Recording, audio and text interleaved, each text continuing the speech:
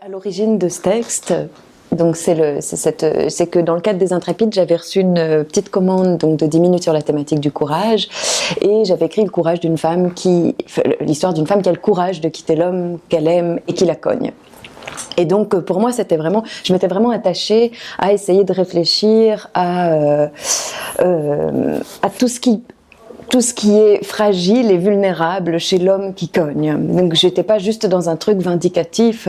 Et donc cette femme, elle connaît un peu l'histoire de cet homme, elle sait ses endroits de fragilité, elle sait qu'en le quittant, elle va aller frapper là où ça fait mal, puisqu'elle va encore frapper sur l'endroit de l'abandon qui est ce qui le rend un petit peu marteau. Et donc voilà, elle finit quand même par le quitter pour sauver sa peau, pour sauver la peau de ses enfants, et puis parce que c'est plus possible et qu'elle voit bien qu'il n'y a pas d'autre issue possible que celle-là. Et on a pas mal tourné avec ces Intrépides, avec cette petite femme, et un jour, à l'issue d'un spectacle, il y a un homme, alors que je disais dans un échange que en Belgique, une femme meurt tous les 7 jours, en France tous les 3 jours, sous les coups de son conjoint ou de son ex-conjoint, un homme prend la parole et me dit que j'ai une image très négative des hommes. Et donc là, j'étais très emmerdée, puisque justement j'avais l'impression d'avoir fait tout le chemin contraire.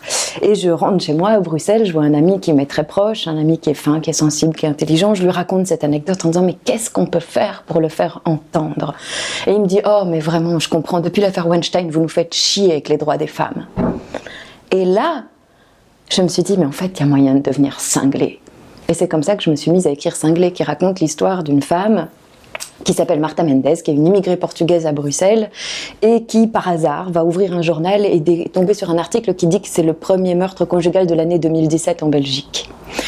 Et donc, comme elle est très attachée à la Belgique, qui a été une terre d'accueil pour elle, elle est très attachée à la Belgique, à la langue française, au roi Philippe, enfin, presque à tout ce qui fait les clichés de la Belgique aussi, elle décide d'appeler le journal pour avoir une explication sur cette phrase. Et évidemment, on se moque un peu d'elle, et donc, elle devient très très attentive à tous les articles de journaux. Elle est abonnée à 18 journaux nationaux et locaux, flamands et francophones, et elle se met à collectionner les articles qui parlent du massacre des femmes. Et elle dresse la liste des victimes, donc un espèce de registre avec le numéro, leur nom, leur prénom, leur âge, la ville de décès et la date de décès.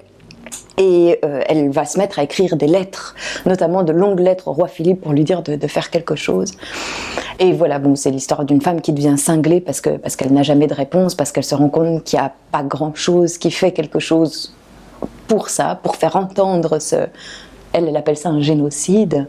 Alors elle emploie un mot, on ne peut pas dire qu'étymologiquement il n'est pas juste, mais elle n'a jamais entendu le mot féminicide, qui est un mot un peu spécifique et qui appartient à des gens qui sont plus spécialisés. C'est quelqu'un qui est, pour moi, le personnage de Marta Mendes, c'est la naïveté parce que c'est le bon sens. Et pour partir du bon sens, c'est un personnage naïf qui n'a qui connaît rien de toutes ces luttes féministes, qui part de zéro et qui donc part de mais enfin comment c'est possible ça ?